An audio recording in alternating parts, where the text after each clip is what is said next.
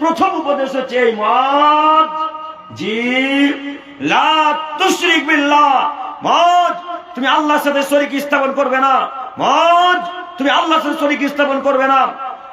Wine কুতিলতা ওয়াহুরিকতা, তোমাকে যদি শত্রুরা জ্বালিয়ে পুড়িয়ে হত্যা করে দেয়, তোমাকে যদি গ্রামের মানুষ কেটে কচু কাটা করে কেটে দেয়, তোমাকে যদি জ্বালিয়ে পুড়িয়ে হত্যা করে দেয় মদ, তবু তুমি আল্লাহর সাথে শিরক করবে না।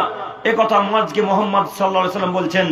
জরুরি এখানে একটি কথা, মদকে আল্লাহ নবী বলছেন তোমাকে কেটে ফেলা হলেও শিরক করিও না, কেটে ফেলা হলেও হাতে তাবিজ বেঁধো না, কেটে ফেলা হলেও মাজারে সিজদা করো না, কেটে ফেলা হলেও মাজারে চাদর দিও না। মদকে এইভাবে উপদেশ আল্লাহ নবী দিচ্ছেন। এখানে আমি আপনাকে বলতে চাচ্ছি, আপনাকে কোন মানুষ হুমকি দিয়ে বলেছে হাতে তাবিজ বাঁধ নইলে তোকে হত্যা করব, হাতে বালা পর নইলে তোকে হত্যা করব, কান ফরা নইলে তোকে হত্যা করব, মাজারে সিজদা করে আয় নইলে তোকে হত্যা করব? এরকম ভারতবর্ষের কোন মানুষ আপনাকে এরকম আদেশ দিয়েছে, করেছে? কেউ ধমকি দেখিয়েছে? কেউ কি বলেছে মাজারে সিজদা না যদি না করতে এখানে মেরে ফেলবো? কেউ বলেছে? কেউ বলেনি। কেউ বলেনি যে হাতে তাবিজ বাঁধ নইলে তোকে কেটে ফেলবো, কেউ বলেছে? কেউ বলেনি। এরপরেও আজ পর্যন্ত এখন আপনার পরিবারের ছেলে মেয়ের হাতে তাবিজ আছে? নেই? তাবিজ আছে কি?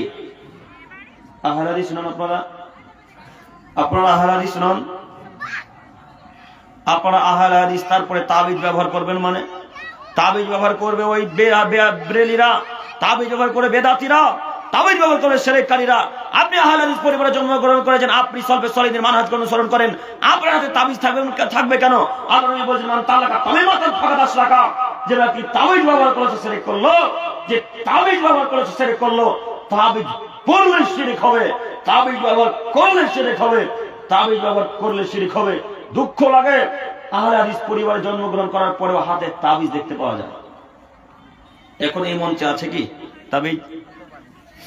থাকলেও বলবেন না, বলিয়েন না। তবে এই আলোচনা শোনার পর আপনাকে বলছি, আপনি তাবিজকে ছিঁড়ে ফেলে দেবেন ইনশাআল্লাহ। পারবো না ইনশাআল্লাহ? ইনশাআল্লাহ। আল্লাহ তুমি কবুল করো যেন দিনী ভাইরা তাবিজকে লাথি মেরে ছিঁড়ে ফেলে দেয়। সকলে বলি আমিন।